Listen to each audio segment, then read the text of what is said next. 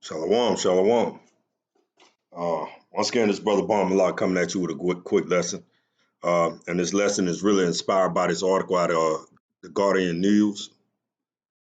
Let's read the headlines. It says, "I never decided the Guardian News," and it's get the date on it. Yeah, it's Wednesday, the 20th December 2023. It's got to do with the housing market. And it reads, "Never thought I'd be in this situation. U.S. readers on their housing realities." So let's go to the book of Psalms, chapter 118 and verse 8. And it reads, "It is better to trust in the Lord Yahweh, Ba'ashem Yahweh Shai, than to put confidence in man." First and foremost, I want to give all honor, all glory, all praise to the Heavenly Father, Yahweh, Ba'ashem Yahweh Shai, Ba'ashem Yahweh. I want to give double honors to the apostles and the elders of Great Millstone, to the Akim and Aquaf that are listening and learning. To you, I say shalom and salutations to the brothers that are doing this work in truth and sincerity. And again, this lesson is inspired by this article out of the Guardian News. It said, "Never thought I'd be in this situation. U.S. readers on their housing realities." And that's why I came out of Psalms 118 and 8. It is better to trust in the Lord Yahweh than to put your confidence in man. And a lot of these, everyone is complaining. Matter of fact, let's read this. You always have to read this. Let's go to the book of Proverbs. You always have to read that one when you're talking about the distress of the so-called American people. Let's go to Proverbs 29. It's like you always have to read it. I'm gonna get it off my phone in the GNT, man, because it's better. The book of Proverbs, chapter 29, and verse 2, and it reads, it says, "When the righteous are in authority, the people rejoice, but when the wicked bear rule, the people mourn."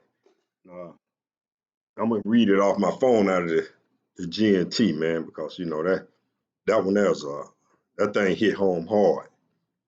Let's go to the book of Proverbs, chapter 29, verse 2. We're going to go to the GNT, the Good News Translation.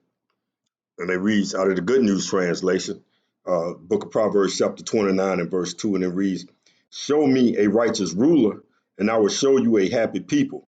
Show me a wicked ruler, and I will show you a miserable people." And the people in America, Babylon the Great, they miserable. Because why? This is one of the main reasons right here, man. People can't afford housing, man. So let's get in this article, and then we're going to come out with Micah chapter 2 and Micah chapter 7. Then we're going to close it out. Let's read it. It said, "Never thought I'd be in this situation. U.S. readers on their housing realities." U.S. readers shared their hopes for the homes they would like to have, portraying an American where even modest housing dreams are out of reach for many. And if you are, you just, if you just inquisitive person, which I am, you go look at some of the houses, man.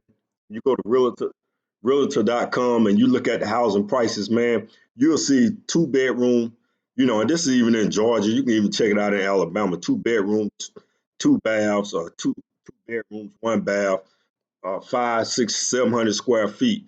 And some of these houses, man, they be running almost over $200,000, man, in certain places, man.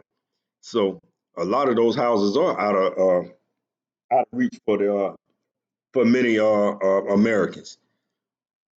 For 700 square feet, most people, man, got a wife or a kid or a girlfriend.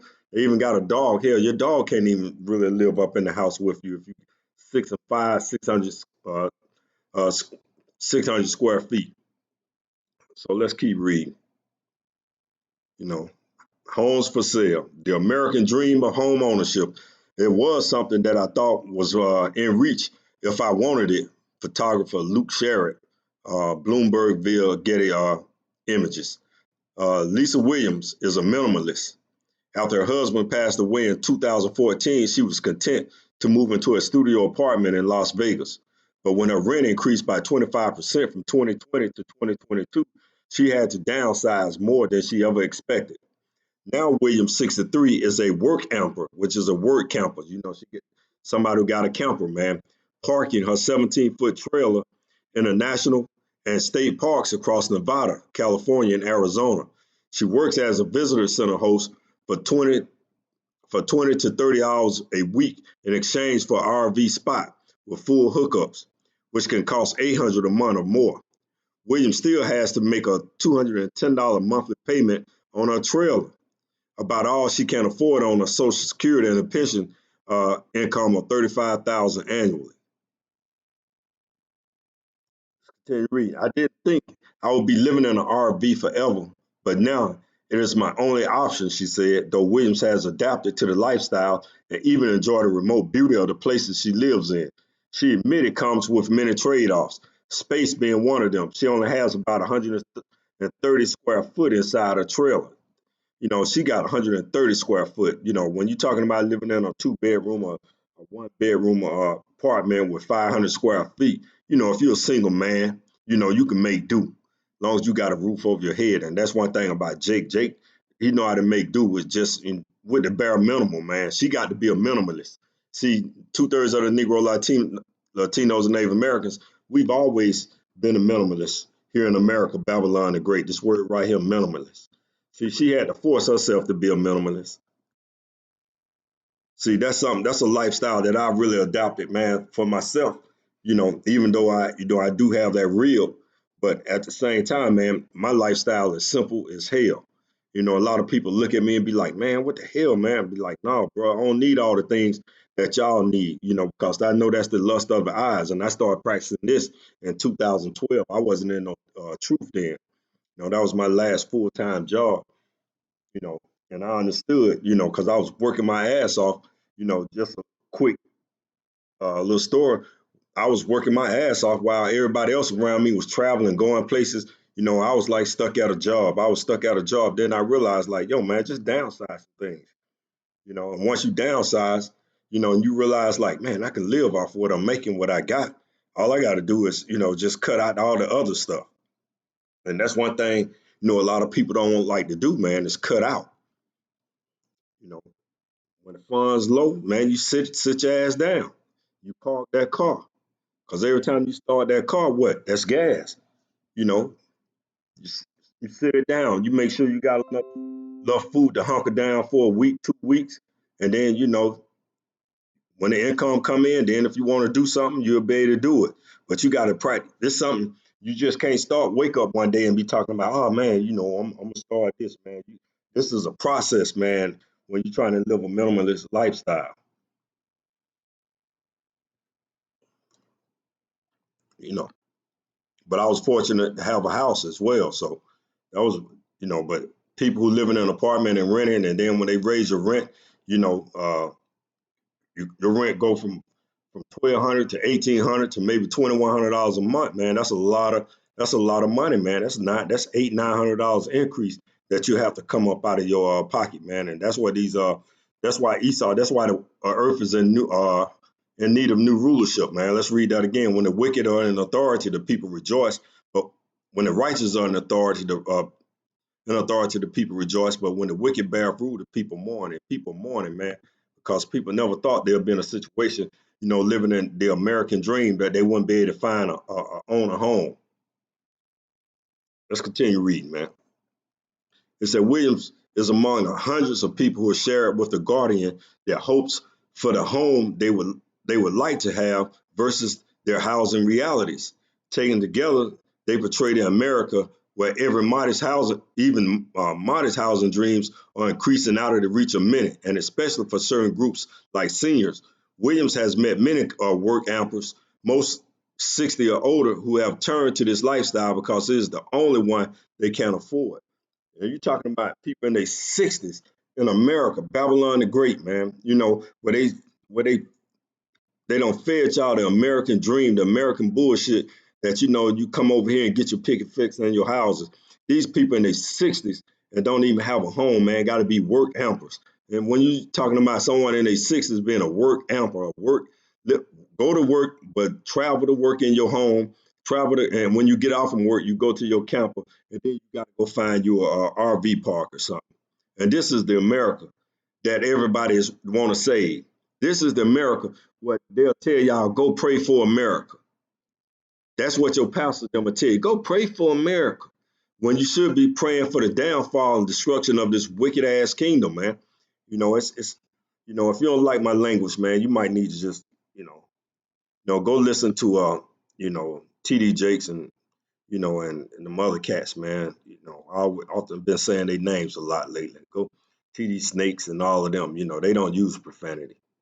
But they little sheep in wolf clothing. The little wolf and sheep clothing, that is. It says some things that I thought was in reach. The American dream of home ownership. The American dream, yeah, the American nightmare. It wasn't necessarily something that I always wanted, especially on my own, but it was something that I thought was in reach if I wanted it. See, and that's what they don't sold you Americans on. It said Katie Dahlquist, 48, who has been renting since 1999, and now is not. It said about 4 years ago, her rent started increasing faster than her salary. For most Americans, rent have actually been growing faster than income since 1999. She started thinking about buying a home, but quickly realized it was nearly impossible. Dahlquist, a corporation training specialist, earns 68,000 annually and pays 1,700 a month in rent. The lady earning $68,000 a month, and she probably stay in California somewhere. I don't. It didn't say where she was at. Maybe it will. But $68,000 in California, yeah, you're not gonna really be able to find, no home. And she probably can't relocate because she ain't gonna be able to keep her job for her to, to keep that salary of 68,000. Possibly moving down south. Because if she make that much and stand down south, then she just got piss poor money management. They said, I can't afford to pay rent and save for a down payment, she said. If she had a partner to split the rent and utilities, she might be able to buy one day. But for many single people who make up a growing share of the population, this can feel hopeless. Let me see, we might want to jump down because this is a pretty long article, man. This it's long. Well, let's see. Yeah, it's long. Let's go down here and look at. It's hard to be unhappy. Let's read this one right here. Some Guardian readers share stories of stability, however precarious. I'm so lucky. Those who have bought in recent years feel lucky. Rachel Sue Holdridge, 31, moved from Oregon to Cape Cod in 2022 for a better paying job as a private estate Mr. Gardner. She now earns 80,000 annually, 20% more than she did previous. Last year, she bought a small, rundown, 90-year-old house for well over $300,000, man. Rachel is happy to settle in a place that feels safe for queer. Oh, no wonder. See, you get to talk about the alphabet people, you know. I don't know why they are struggling because everybody that have these corporate run these corporations, they all with the LGBTFR community. So we're gonna get right to it, man. Let's go to the book of Micah chapter 2. It's in Micah chapter 2, and we're gonna go right to 2. And they covet fields and take them by violence, and houses they take them away. So they oppress a man and his house, even a man and his heritage.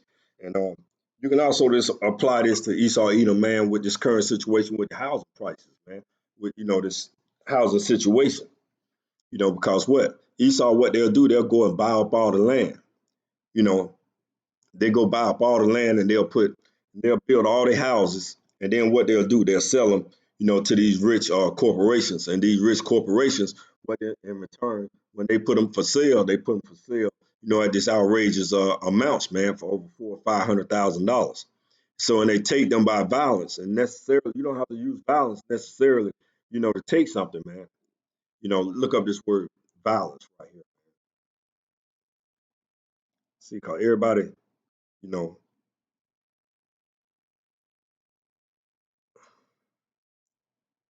it says, you know, it said injury by or injury by or as if by distortion, infringement, and profanation.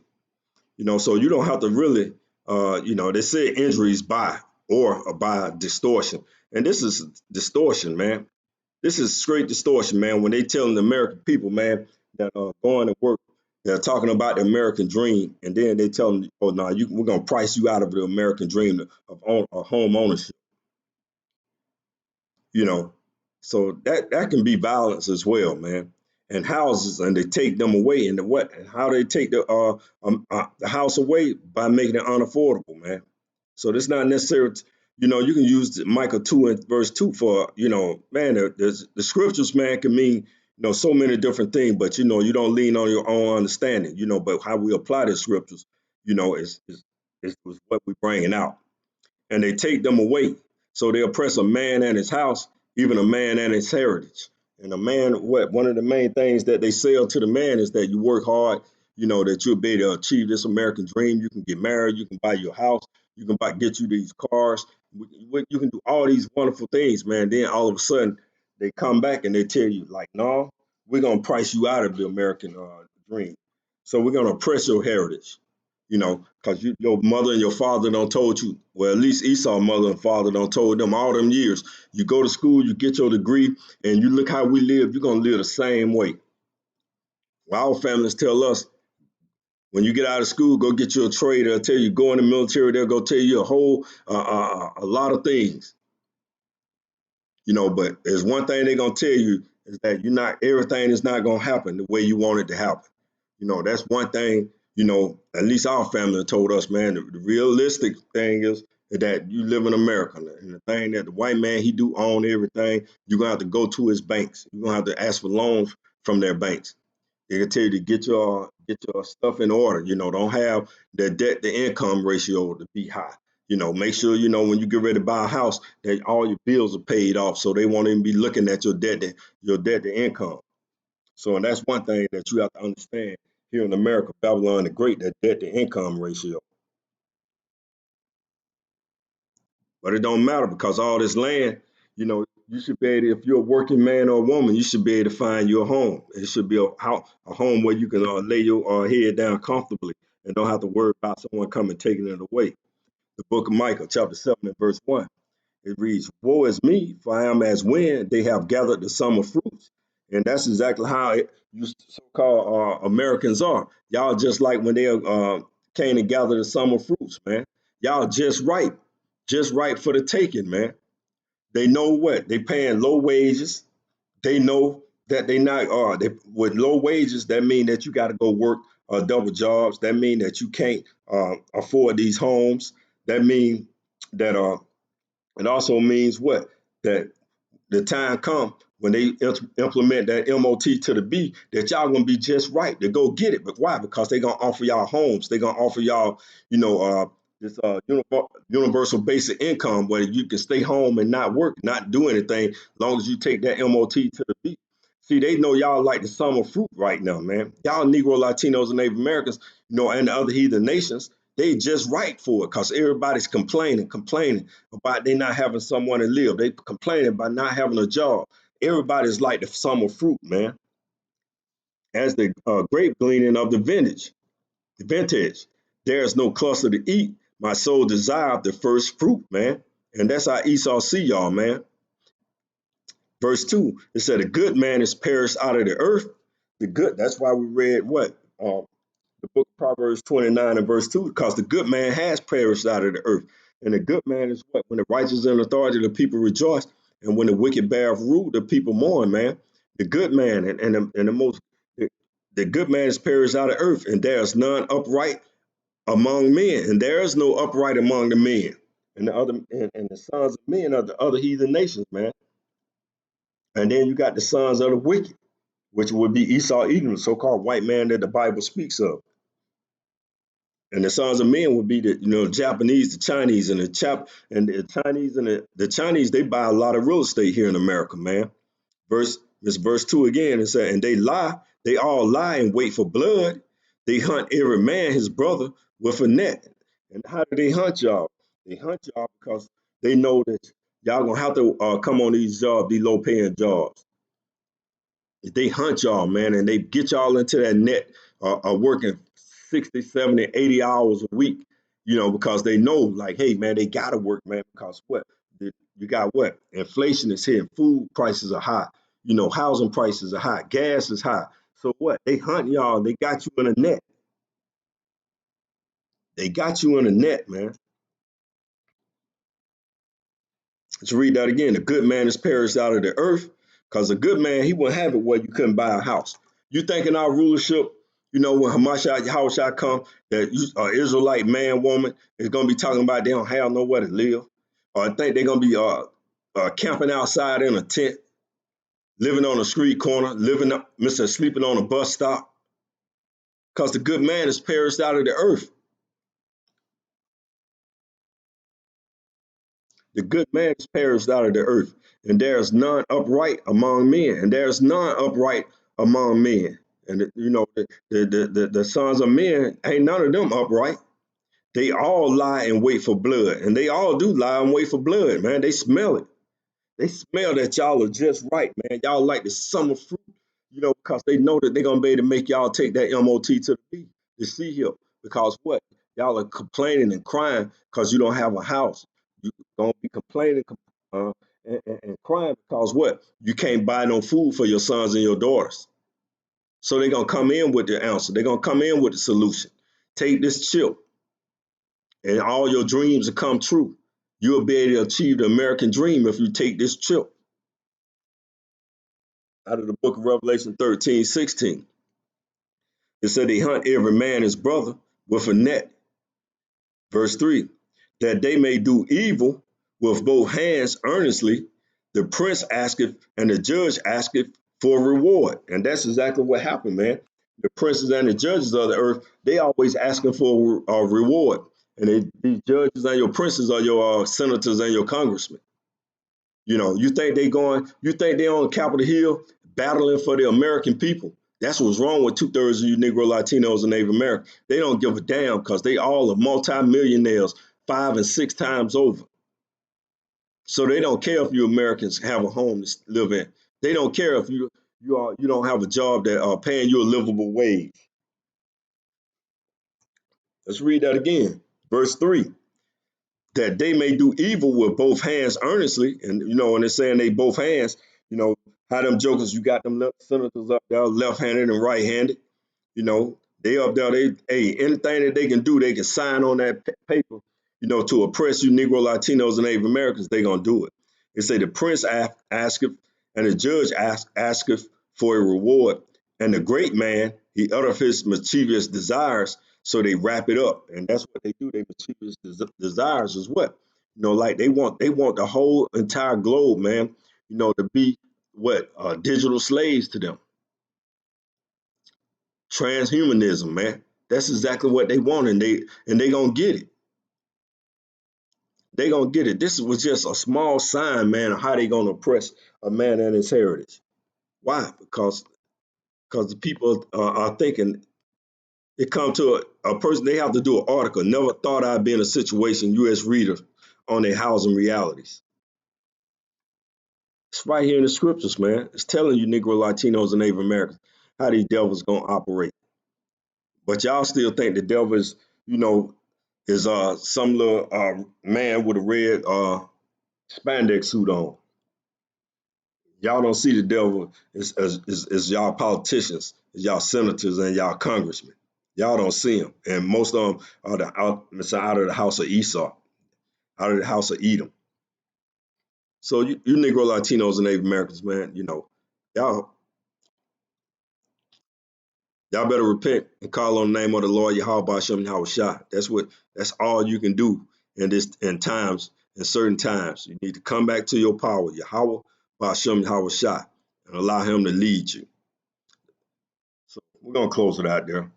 I want to give our honor, our glory, our praise to the Heavenly Father, Yahweh, Hashem, Yahweh, Hashem, Yahweh. I want to give double honors to the apostles and the elders of Great Millstone, and to the Akim and the Akwaf listening and learning.